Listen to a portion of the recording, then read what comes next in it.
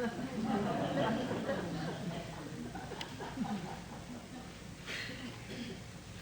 guys, how's it going? Yeah, he's really like impressive. Look at that, he's bouncing around. Everyone, please, could we call the meeting to order, please? And I want to thank all of you Funny Bunny team leads here today for coming to this very special meeting which Easter Bunny has asked us to get together. I want to start by thanking you for your commitment to Funny Bunnies Anonymous and your constant study of the science of never mind. So, thank you so much, and thank you for your leadership of your teams. Let's begin with the check-in. Whoever's ready, just go ahead and let's get checked in. I'll go. My name is Harry the Hare, and I'm a funny bunny. Hi, Harry. Yeah, so you all may know me from that famous story, the one race I lost in my career, that little squirrely that tortoise guy. Yeah. So, but these days I lead a team of recovering adrenaline junkies. We're doing great. We're constantly finding ways to center ourselves and become peaceful.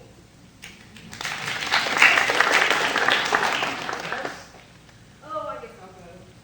Hi, I'm little bunny Foo-Foo, and I'm a funny bunny. Hi, Foo-Foo. And my team is all about being devoted to these little woodland creatures and the little mice, the little mice. You know, they suffered that traumatic event in their past.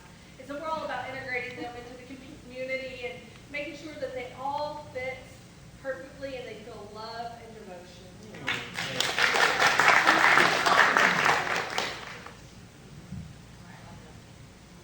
Hi, I'm Rare Rabbit from the Briar Patch, and I'm a funny bunny. Hi, Rare Rabbit. And our team, we're dedicated to learning more about how to stay alive and how to stay safe from the rare foxes and rare bears out there. So that's what we do, and we're doing really well. Oh, Wait, please, can you please do the line? Do the line. Fine. I'm going to do the line one more time. But next time, I need to get paid. Okay? All right.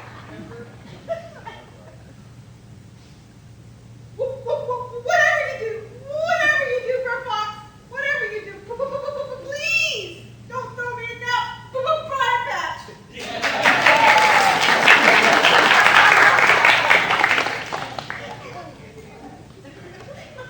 I'll go next. Hi, I'm Dumper. Fun Bunny. Our team is doing really well. We are spreading love, and we are keeping our diet of blossoms.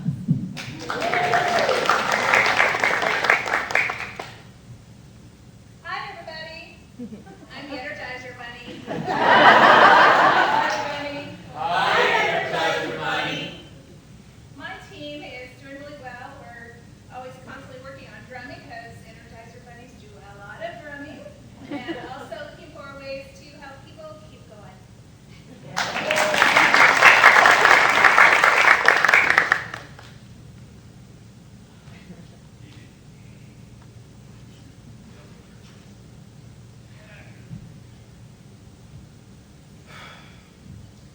Hi everybody, I'm the Easter Bunny, and I'm a funny bunny.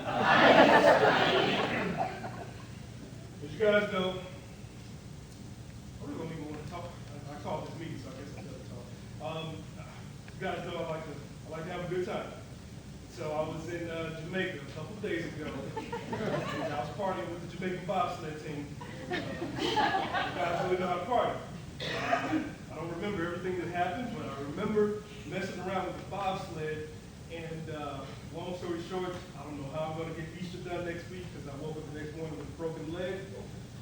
And on top of that, they kept feeding me that jerk chicken and carrots, and I'm like super constipated.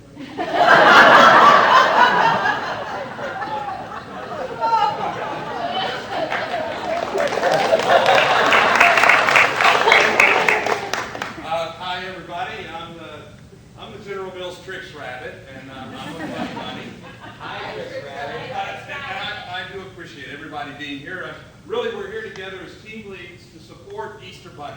Obviously, he's not going to be able to perform his Easter duties or doo-doo or any of that. So, we're glad that you're here. We're going to try to pull together a plan.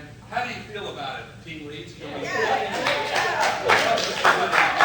Easter Bunny, I guess first things first, why don't you tell the team leads what it is you actually do on Easter? Okay, it's pretty easy. What I normally do is I gather together like 5 or 10 million eggs. I take them to every household that celebrates Easter. And when I get there, this is a good part. When I get there, I break in, and then I stay with me. I break in, and then like I steal like some of the stuff, and then I'll hide it in different places for them to find it. And then I leave like some Easter baskets with candy and different toys in there. Coach, I love Easter. Right? Next thing you know, he's going to want us to go down the chimney like Santa Claus. And my robe won't fit. Team leads, I sense a little disturbance in the force field here. Okay, let's think about this though. The Easter Bunny needs our help, and no matter how difficult it might be, we've overcome obstacles before. How about you, Harry? When Tortoise sued you for defamation of character, who was your chief witness in the courtroom? Easter Bunny. Easter Bunny, and who else stood right beside you? All the fun. The Funny Bunnies, and you, Energizer Bunny. What about when they invented rechargeable batteries? Remember how depressed you got? And who was there for you? Easter Bunny and the Funny Bunnies. So I think we owe it to Easter Bunny right now. What do you say? Are we in on this? Okay, sure. Yeah, All right. Great. Okay. It might be difficult, but have you got a plan? Is there a way we can help? How do we do this? Okay, yeah, I feel a lot better about this. Okay, so I was once recommended this book called the Bhagavad Gita by the Reverend Dr. Petra. Now, the book, it really inspired me. It talked about how there are like so many different paths to enlightenment. And so I used it and I developed 4 bunny trails to accomplish this task. It needs to be done. Now, so all I need is that if I can get maybe a few or 14 leads to lead these different paths. Okay. All right. It's done. Okay. Yep. All right, so the first bunny trail is the bunny trail meditation. Ooh, the bunny. Meditation. Oh, you know what? That sounds good to me. My team will take on that task because we're always looking for ways to get centered and live a more peaceful life. So that sounds right up our alley. We'll do that. Perfect. Thank you, Harry. Good stuff right there. The next bunny trail is the trail of service. The trail of service. That's us. That is us. We will continue to nurture nature and also practice my motto of if you can't say nothing nice, don't say nothing at all. And the Energizer Bunnies, we're all about service. One way we do this is for people who feel like they just can't go on. We step in and we encourage them, we energize them, shower them with love until they themselves can find a way to go on and on and on and on.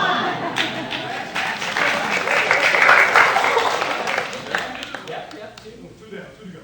So the third bunny trail is the bunny trail of devotion. The trail of devotion. Oh, wait. I think that might be my team. We little bunny cuckoos, we help nurture and we're devoted to our task of taking care of all the woodland creatures.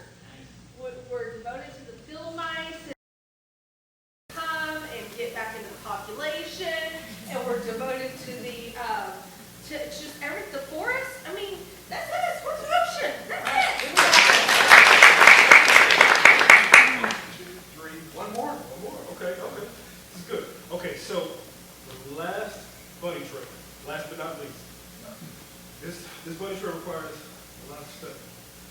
It is the trail of intellect. Trail of intellect.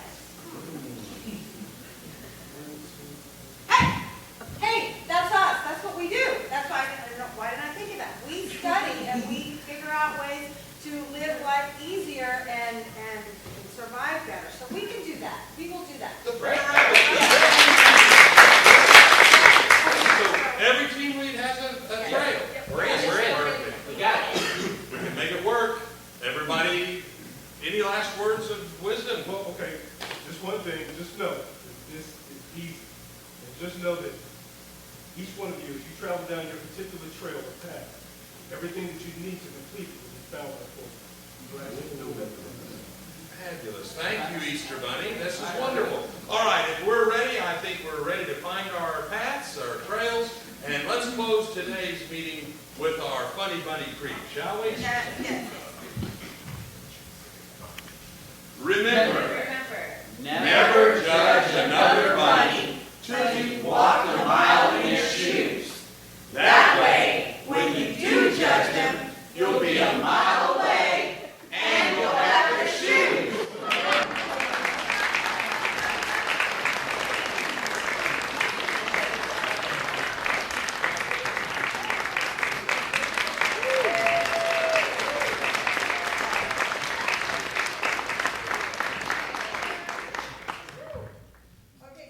Fabulous theater ministry under the direction of Marcy Powers, and an astonishingly good group of people who actually figured out how to combine Easter funny bunnies and the Bhagavad Gita. Are we like utterly impressed or what?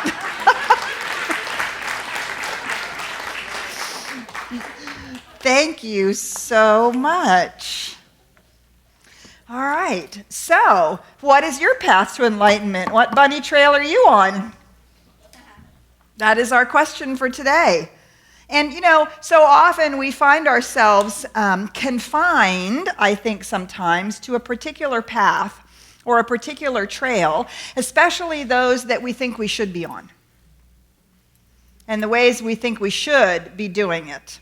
And particularly if we've been given a costume or a role or a name, a way, and we can find ourselves very caught in the question, well, how do we do this?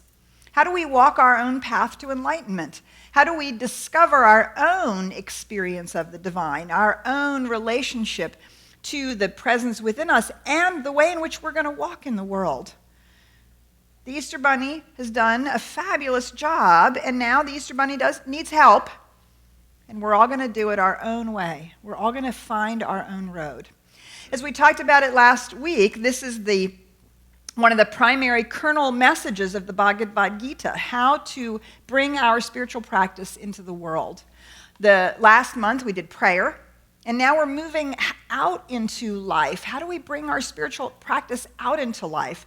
So I actually thought about it. We could also retitle this talk, When and How to Act. When and How to Act. Because as we talked about last week, we're sometimes caught in the battlefield of life. We're caught in the, I can't do it, I don't know how to do it, I need to do it, I want to do it. And ultimately, our biggest question is, what's the right thing to do? What's the right way to do it? What's the right choice to make? And we can find ourselves very confused. And so then we have to go to Funny Bunny Anonymous, or we come to the Center for Spiritual Living, or we try to decide, okay, so how and when do we act? The Bhagavad Gita is a powerful spiritual tool for this. It's an ancient text. As you know, we talked about it a little bit last week. It's thousands and thousands of years old, and this is a particular story that has been pulled out of a giant sacred scripture from the Hindu tradition, just as we might pull out the story of, let's say, Noah out of the Hebrew Bible or the Christian Bible. We would take that out of the Old Testament, and we would elucidate on it, and it would teach us something about ourselves. So the Bhagavad Gita is a story that's been taken out of this massive, giant story. And Ernest Holmes talks about the science of mind as 50% Christianity and 50% Hinduism. And it's a blend of East and West. And so he studied a lot of the Hinduism through Sri Aurobindo. And so that's one of the other reasons why we're really mining this book for its richness. Now, this is the Bhagavad Gita that I'm suggesting you get. It's written by Dr. Edward Vilhune. He's a Science of Mind minister in Santa Rosa. It's only downloadable. So you can download it onto any of your devices. You can download Kindle for free and then download this particular version. I recommend it because it's very easily written and very accessible. You can, of course, use any version of the Bhagavad Gita that you choose. And then our companion book is Ram Dass's book, Paths to God, Living the Bhagavad Gita, because he really is exploring this notion of spiritual practice. How do we engage in the spiritual practices that allow us to be fully present to our own path, to our own individual, unique bunny trail? So, we start out with this notion of Dharma, this notion of purpose. The Easter Bunny has a Dharma. The Dharma for the Easter Bunny, its purpose is to spread love and joy and to bring eggs and little baby chicks to every house that celebrates Easter, right? That's its job. That's its purpose. That's its reason for being, or we wouldn't need to have an Easter Bunny. And so the same thing is true about each of us. We have a Dharma. We have a purpose. Now, our Dharma is not our job. Our job may be one of the places in which we express our purpose, but our Dharma is not our job. Our Dharma is our purpose for being, our inner push to express life to its fullest in our own beautiful and unique way. So, just as we have Hair Bunny, and do you all know the story of Little Bonnie Foo-Foo? I didn't. Little Bonnie Foo-Foo hopping through the forest, scooping up the field mice and bopping them on the head. That's the traumatic experience in the past that little Bonnie Foo-Foo has now devoted herself to overcoming with the little field mice, right? We all have a purpose. So little Bonnie Foo-Foo's original purpose was to bop them on the head, and now she's restoring them to wholeness. Do you see? So we all have an individual purpose. And one of the things that's really intriguing about the way that Hinduism really expresses this and understands this is that our Dharma, our purpose changes. Not our essential self, but the way in which we express our purpose, and even our purpose given where we are in our own lives. So in Hinduism, they talk about 4 specific stages of life: the curious student, the responsible householder, the spiritual seeker, and the sage elder. And so it is our Dharma, it's our purpose to engage in life to some extent according to the actual stage of life that we're in. So we often can find ourselves asking the question, well, what's my purpose? What's my mission in life? And we think, well, my mission in life is to spread bliss. And to spread bliss, I'm going to go meditate 3 hours every day, and I'm going to write spiritual books, and I'm going to spread bliss. But I have 3 children at home, and I have 3 children who need to be cared for. I discovered this in my own life. Before Jason was born, I had a powerful meditation practice, anywhere from an hour and a half to 3 hours a day, an extraordinary meditation practice. And then my son was born. Yeah, to the meditation practice. I was lucky if I could find 20 minutes to take a nap when he wasn't crying. Do you see? I had moved from spiritual seeker to householder. And my Dharma at that point was to actually raise my child, was to care for my child. Sometimes we find ourselves struggling with, well, I want to follow my bliss, and I want to be about my family, and I really want to be in this experience of my family, and yet there's something that's calling me to a deeper spiritual practice. And if my life stage allows me to do that, maybe I'm going into that deeper spiritual practice, or I'm called to be a student. My children are grown and gone now. Maybe it's time to go back to school to be a student again. You see, in Hinduism, this is a very rigid structure. You move through these and it's very clear what you are to do in each one of those. We don't have the luxury of that structure, and that can make it more confusing to us. We might not have been a student first. We might have been a householder first, and then we're what's considered a returning student. We might have gone deep into our spiritual practice early, and then we might decide that we want to become a teacher. We become a sage elder, and then we go to school. Do you see, our culture today doesn't define these rigid paths, and yet each one of us finds ourselves someplace in our lives. And so our mission and purpose, our Dharma, is related to the life stage we find ourselves in. And part of acknowledging our own funny bunniness is to acknowledge what life stage we're in. And so what works for somebody who's a curious student, what their path is actually going to be different than the person who is the spiritual seeker or the responsible householder. Do you see? These paths are going to be different. And so we're looking to find our own path. And then Ram Dass, he talks about Dharma as our duty to be engaged in life from a spiritual perspective. That's what our Dharma is, our duty to be engaged in life from a spiritual perspective. So he says this, let's say you're rich, then that defines, in part, your Dharma. You can't make believe that you're not rich. Even throwing your money away doesn't get rid of it. So you have to figure out your duty with regard to it. Money becomes your Dharma at that point. You do that with respect to every area of your life. Children, home, money, work, creativity, self-expression, self-care. Wherever your part is, you just play it. But you play it as consciously as you can. This is the most basic form of Dharma. To be consciously engaged and not to find ourselves constantly comparing ourselves with someone else. Oh, look, they get to go to 6 retreats a year, but here I am, I'm a responsible householder. Or, wow, that person has so much money and I'm just, kind of trying to follow my bliss and my life isn't quite coming together and I wish I were more like that, but that person's being a responsible householder. And my calling is to be a spiritual seeker. Do you see? Rather than comparing ourselves to each other and the things that we're doing because of our different life stages, our different life paths, it's to discover our own. And our duty, our responsibility is to engage in it. To engage in it as fully and completely as we can. Now, Ram Dass goes on to say this.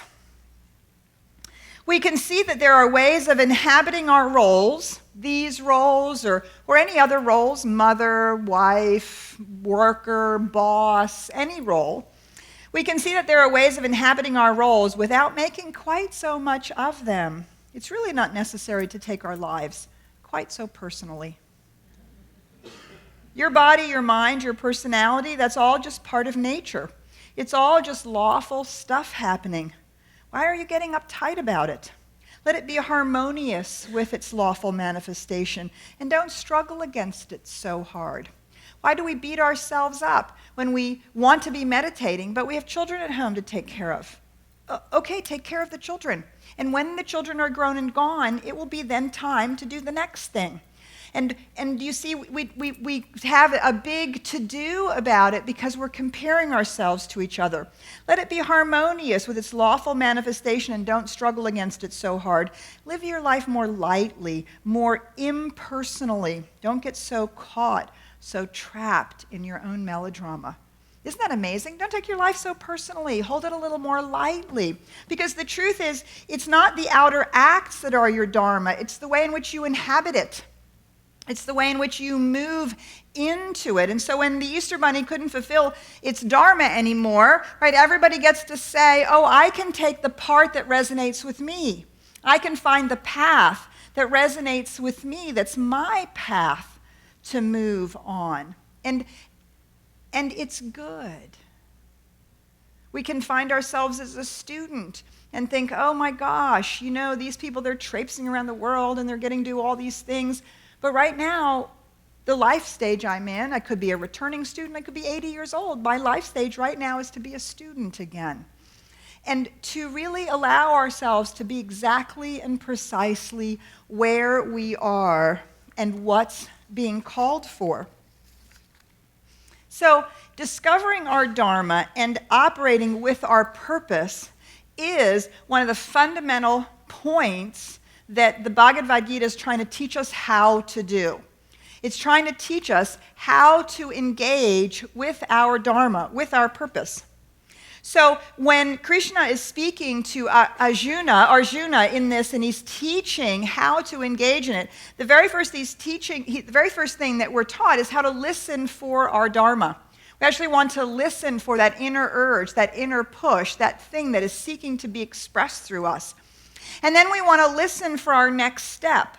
Like, what's the next thing to do? That's all we need to know. We just need to know what the next step is. And then by God, we want to act as best we can. We want to just move on that next step. And we want to stop second-guessing ourselves. Do you see that second-guessing ourselves is where we're constantly undermining our own ability to live our Dharma? We're second-guessing ourselves because we're listening to the critical voice in our minds, our mom, society, our own you should do this, that, or the other thing. By simply recognizing this is the life stage I'm in, this is the path I'm on, and I have listened, and now I'm moving to the best of my ability. Do you see, we can stop taking it so personally? How it turns out, how it works out, we can stop taking this so personally, and we can stop having melodrama around it. The Easter Bunny had no melodrama over his broken leg. He simply asked for help, didn't he? We take it a little bit less personally. So Ram Dass goes on to say this. Oopsie, hang on a minute. So this is how it works. So when you're listening to hear your Dharma, there's very little likelihood that you're going to hear a pure message. Why? Because we still have an egoic relationship with the world. And that is going to be a part of our constant process of listening more and more and more clearly. In the meantime, you do the best you can. Once you've decided, as best you can, you act, keeping in mind that you are not the actor. While you're acting, you don't second-guess yourself. You don't waste your time wondering whether you made the right decision. You're done deciding, now you're acting. Be present with your actions. After you've finished, if you want, you can, of course, sit back and reflect and say, was that the right choice? That's different. But while you're doing it, do it fully. Be engaged. Be fully present. Be involved in your own life experience. Now, these are this is a way in which we can look at what it is that we are to do, and then we have to look at how it is we are to be engaged in these actions. And the first one is to stop second-guessing yourself. When you are acting, simply act. And remember that you yourself are not the actor. Why? It's not your egoic self that's the actor. It's life expressing as you that is the actor. You've listened to that internal push. You've set an intention about how you're going to move. Now you trust the process of allowing that to move as you. And the most significant piece here is that we are not attached to the outcome. You see, from the Eastern traditions, from Hinduism and Buddhism, there's this whole idea of suffering and release of desire and all that sort of thing. And the way in which we understand that is not the desire to grow and express that we are releasing. It's not our desire to be more in the world that we are releasing. It is our desire for things to be different than they are that we are releasing. It is our need for our outcome. It's our attachment to the outcome that we want to release. We want to engage as fully and completely as we can, and then trust. Wherever the chips fall, that's where they fall. And if we are not the actor, if it's life acting through us, do you see there's no egoic comparison? There's no, oh, that didn't work out. Well, don't I just really suck? I don't really know what to do. I never know what to do. Right? And then blah, blah, blah, blah, blah, blah, blah. There we go. But do you see That's all of that conversation that we're having with ourselves when we simply engage with life. We used to call this high involvement, low attachment. Can you be utterly and fully and completely present? You sing your heart out, you give your gift, you do the deal, and you know what? And then however it turns out, that's how it turns out. It is what it is. It's only our need for it to be different that causes us pain and suffering. And so the ability to act without a desire for result, well, how do we get to that place? How do we do that? As the Easter Bunny reminded us, our foundational practice is meditation. Raja Yoga, this is one of the 4 paths to enlightenment, the 4 yogas, the royal path. This is where the mind becomes the instrument of the soul. Now, I know that lots of people teach meditation as a way of relaxing and releasing stress, and they teach meditation as a way of, discovering the connection with the divine and having, lovely out-of-body experiences and whatever all that is, and all of that is really fine and good. However, meditation is really fundamentally a spiritual discipline. It's like going to the gym. Meditation is the active practice of teaching yourself to be in charge of your own mind. And it's a very disciplined act. It doesn't have to be hard, and you actually don't have to do it for a really long time. It is a disciplined act of learning that you are not your thoughts, that you actually have thoughts, and that you can be in charge of those thoughts. So meditation allows you to step back and observe what's going on in your brain. You want to know what you think about? Just sit in meditation and then listen in. All those distractions, all those chatter, all that monkey mind, that's happening all the time in your brain. And so meditation allows you to begin to see that, to step back from that. And when we step back from it, do you see we're not caught in it? We're not the thought as it's moving through. We're actually the one who's having the thought. And we can begin to distance ourselves from those thoughts. And do you see, by doing that, we begin to take our lives less personally. We don't believe every thought that flits through our brains. We don't believe every feeling that we have. Our feelings can lie to us. They can come from very old ideas that really have nothing to do with reality. And so meditation provides us with that path to enlightenment that gives us a little bit of distance, allows us to center ourselves. Now, we're going to spend a whole month on meditation. The month of August, we're going to spend the whole month on meditation and spiritual practice. We're going to use, interestingly enough, it wasn't really intended, but we're going to use Edward Viljoen's book called The Power of Meditation, which you can get in hard copy. And we're going to really talk about how this practice creates a way of engaging with ourselves and life. That's very, very, very empowering. And it's the foundational practice. Then we have an outer practice, which is karma yoga.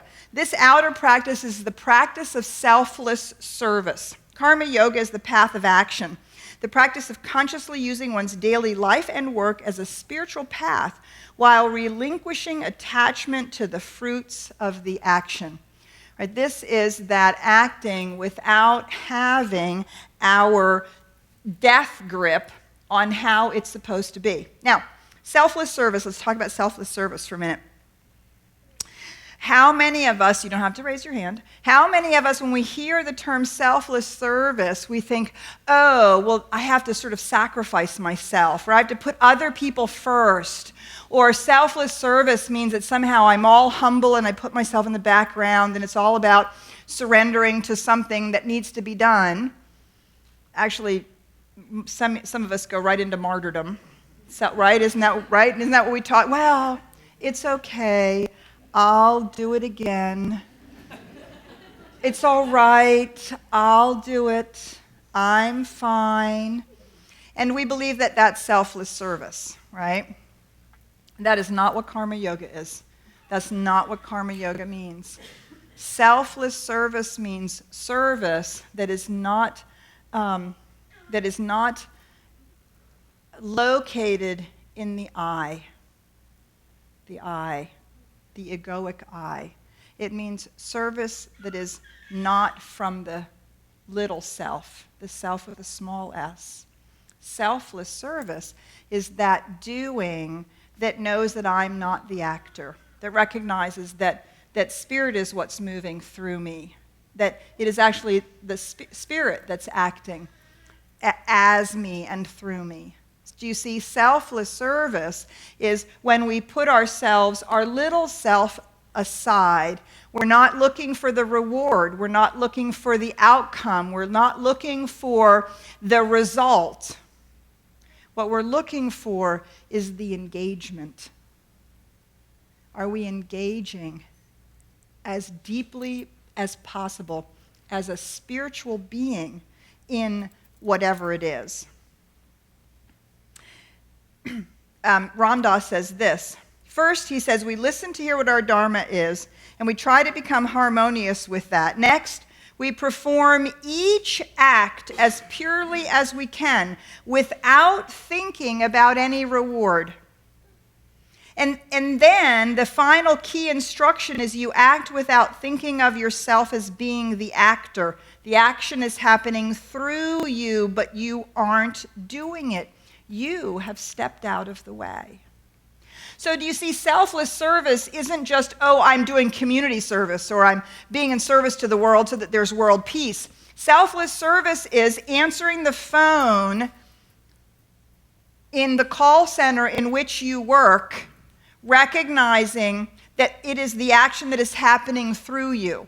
The action that is happening through you is the presence of God, speaking to the presence of God on the other end of the phone. Do you see?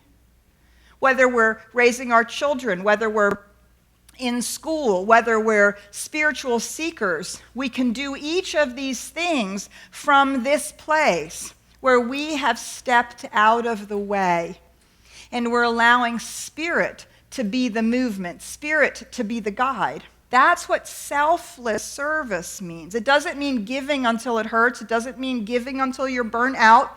It doesn't mean giving until you don't want to give anymore. It means not acting in the world out of an egoic need, but out of the desire to express. Do you see the difference?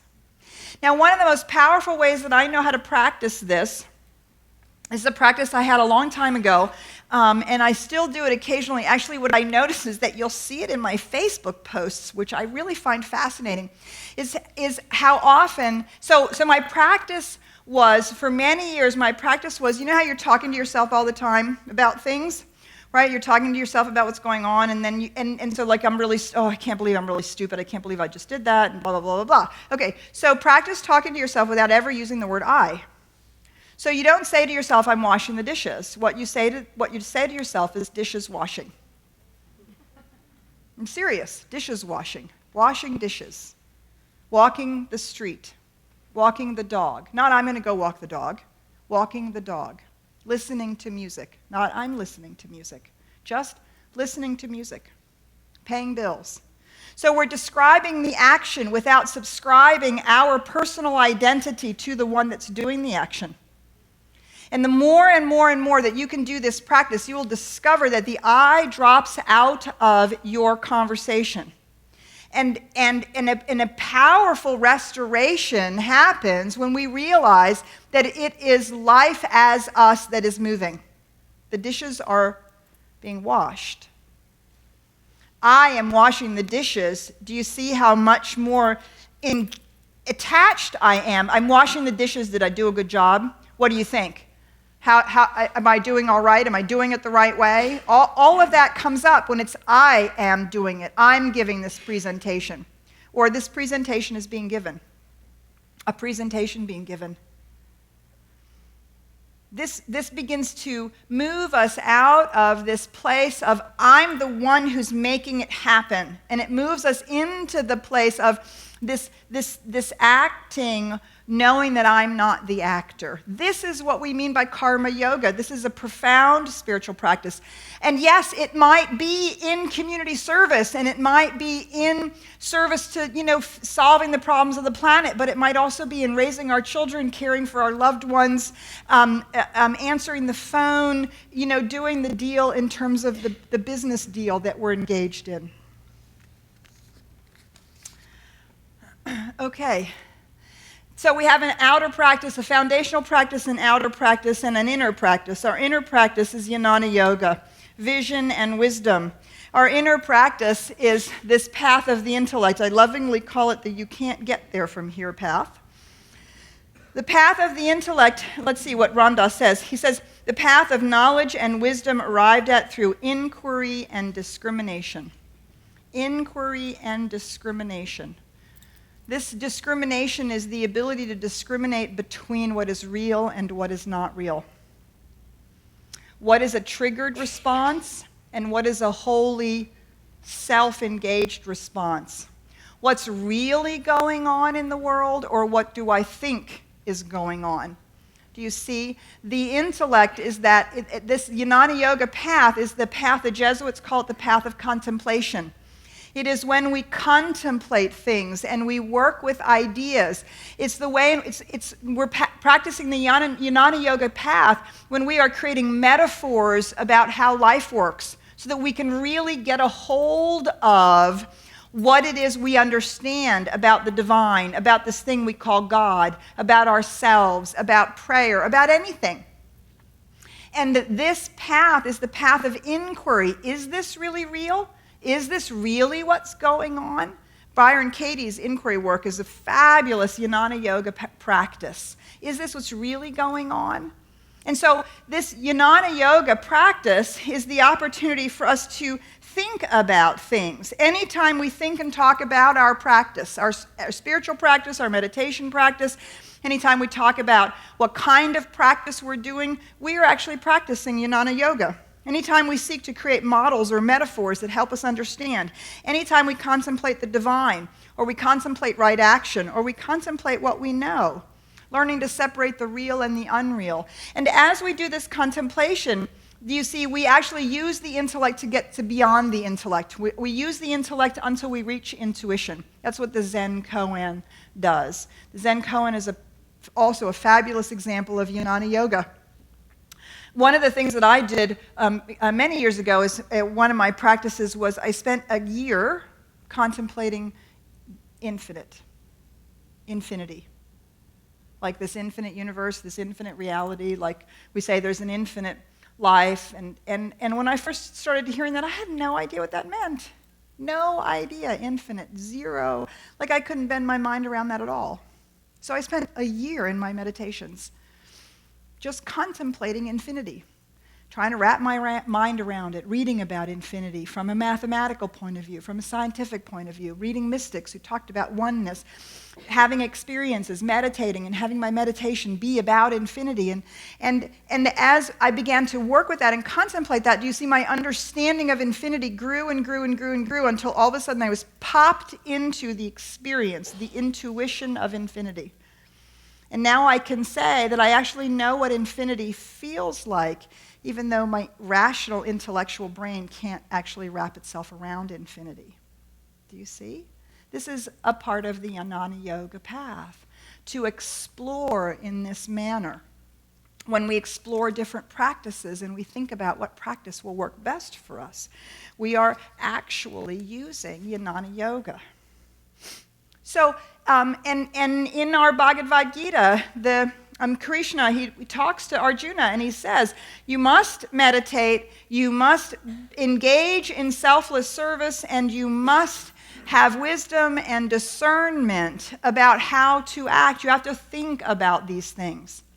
And then finally, Ram Dass talks about the fourth path, and he says the entire Bhagavad Gita is contained within the fourth path, which is the Bhakti Yoga path, which is the path of love. It's never actually articulated other than that Krishna says to Arjuna, I give you all of this because you love me. And Arjuna says, I choose you, Krishna, this representation of the divine, I choose you because I love you. That's the container. Love is the container. Bhakti Yoga is the container. The love that burns in our very being, that wants to be expressed, the love that we experience with each other, with life, with nature. Now, I want to remind you that when you're reading this book with Ram Dass, he is a practicing Hindu. So remember last week, we had a big whole conversation. We had a big chapter on reincarnation. If you want to read it, great. If you want to skip over it, it's fine. Science of mind neither supports nor denies reincarnation. He's going to do the same thing because his path is bhakti yoga. He's going to do a big thing about a guru, being the path of devotion having to do with a guru. That may really speak to you. Great, read the chapter. If it doesn't speak to you, read the parts of the chapter and skip over all the descriptions he has about his love for his guru. Because he goes on to say, this is our devotion. You might be devoted to the truth. You might be devoted to your own higher self, your idea of the divine.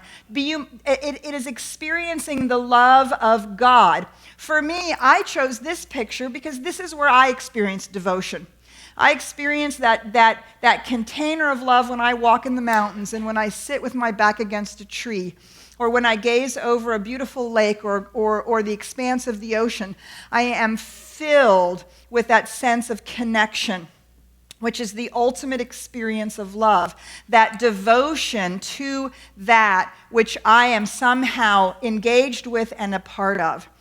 And so the Bhagavad Gita is contained within this, and we all have this ability and this opportunity to express and experience devotion. Ram Dass says this.